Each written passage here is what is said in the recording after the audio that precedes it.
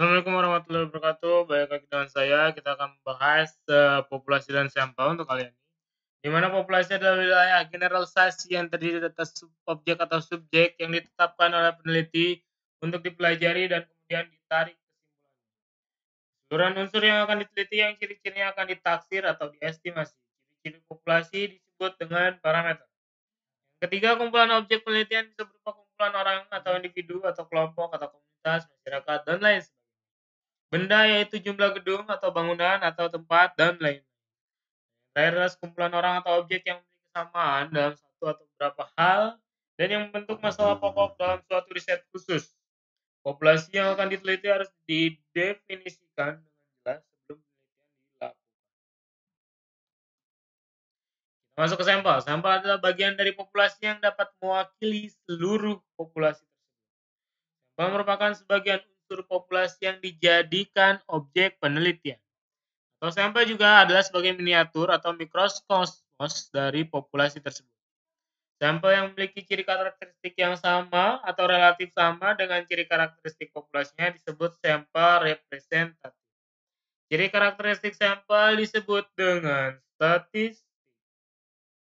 Alur pemikiran populasi dan sampel yaitu pertama kita harus melakukan temuan dulu, baru populasi. Setelah itu dilakukan sampling dan baru temuan didapatkan. Lanjut, mengapa sampling? Itu populasi besar, tidak mungkin seluruh elemen harus diteliti. Jadi kita harus menarik sampelnya berapa banyak dari populasi tersebut. Toh rata-ratanya hampir sama. Toh sampel itu merupakan suatu kumpulan yang sudah merepresentasikan suatu populasi. Yang kedua, keterbatasan waktu penelitian, biaya, dan sumber daya manusia. Selanjutnya, penelitian terhadap sampel bisa lebih reliabel daripada terhadap populasi. Misalnya, karena elemen sedemikian banyaknya, maka akan memunculkan kelelahan fisik dan mental para pencacahnya, sehingga banyak terjadi kekeliruan. Itu menurut Skaran Uma 1992. Selanjutnya adalah populasi homogen. Penelitian terhadap seluruh elemen dalam populasi menjadi tidak masuk akal. Seringkali penelitian populasi dapat bersifat merusak. Subjek, objek, dan responden penelitian. Subjek penelitian adalah anggota populasi yang terdiri dari orang-orang. Objeknya juga merupakan populasi yang terdiri dari benda-benda. Sedangkan responden adalah seseorang yang mengetahui dan bertanggung jawab terhadap objek penelitian tersebut. Pengertiannya sekarang, populasi atau universe adalah sekelompok orang, kejadian, atau benda yang dijadikan objek penelitian. Jika yang ingin diteliti adalah sikap konsumen terhadap suatu produk, maka populasinya adalah seluruh konsumen produk tersebut. Jadi misalkan konsumennya adalah penyuka beras pandan wangi, jadi populasinya harus penyuka beras pandan wangi, ya. Elemen unsur adalah setiap satuan populasi. Kalau dalam populasi terhadap 30 laporan keuangan, maka setiap laporan keuangan tersebut adalah unsur atau elemen penelitian. Terus kerangka sampling adalah daftar yang berisikan setiap elemen populasi yang bisa diambil sebagai sampel. Syarat sampel yang pertama adalah akurasi atau ketepatan, yaitu tingkat ketidakadaan atau bias atau kekeliruan dalam sampel. Dengan kata lain, makin sedikit tingkat kekeliruan yang ada dalam sampel, maka semakin akurat sampel tersebut. Tolak ukur adanya bias atau kekeliruan adalah populasi. Agar sampel dapat memprediksi dengan baik populasi, sampel harus mempunyai selengkap mungkin karakteristik dari populasi. Jadi misalkan pecinta makanan fast food, populasinya adalah harus pecinta makanan fast food. Sampelnya bisa dikerucutkan jadi pecinta makanan fast food bermerek, misalkan KFC, terus McD, dan lain sebagainya.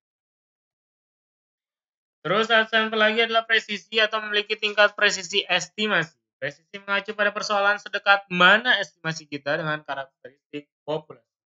Presisi dapat diukur oleh simpanan baku atau standar error. Makin kecil perbedaan di antara simpangan baku yang diperoleh dari sampel dengan simpangan baku dari populasi, maka makin tinggi pula tingkat presisi.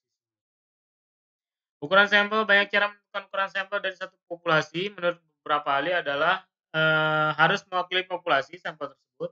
Ukuran sampel harus mempengaruhi tingkat kesalahan yang terjadi.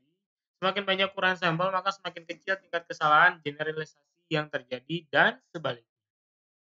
Faktor-faktor yang mempengaruhi ukuran sampel: satu, tingkat presisi, level of precision, derajat keseragaman, degree of homogeneity, banyaknya variabel yang diteliti dan rancangan analisis, biaya, waktu, dan tenaga yang tersedia. Penentuan ukuran sampel itu dapat dilihat dari, ini contohnya, hubungan antara ukuran sampel dan tingkat kesalahan. Semakin banyak sampel, tingkat kesalahan akan semakin sedikit. Tapi tidak boleh menggunakan keseluruhan populasi. Kalau misalkan sampel ada, cukup menggunakan sampel. Prosedurnya adalah identifikasi populasi target, memilih kerangka sampel, menentukan metode pemilihan sampel, merencanakan prosedur pemilihan unit sampel, menentukan ukuran sampel, menentukan unit sampel, dan yang terakhir pelaksanaan kerja lapangan. Ini contohnya populasinya mahasiswa program studi manajemen.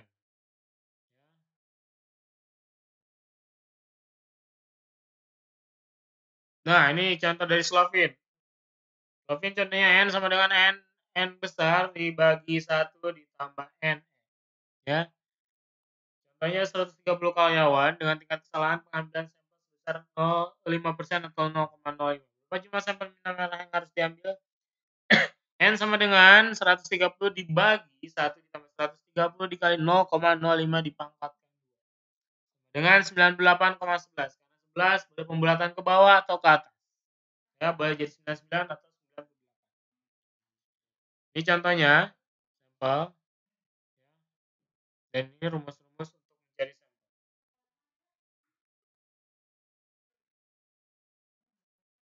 Oke, sekian dari saya. Wassalamualaikum warahmatullahi wabarakatuh.